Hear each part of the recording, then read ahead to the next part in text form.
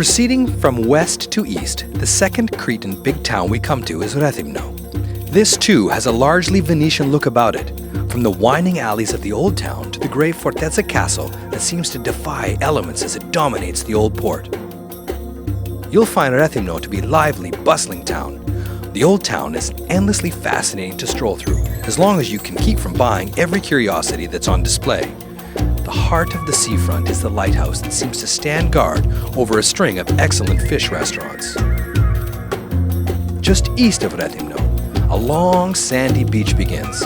Some of it is taken up by large hotel complexes, but there's more than enough of the rest to enjoy its solitude, especially Yorgoupolis, about 20 kilometers along the expressway towards Hania. The villages in the hills above Rethymno are rewarding as well.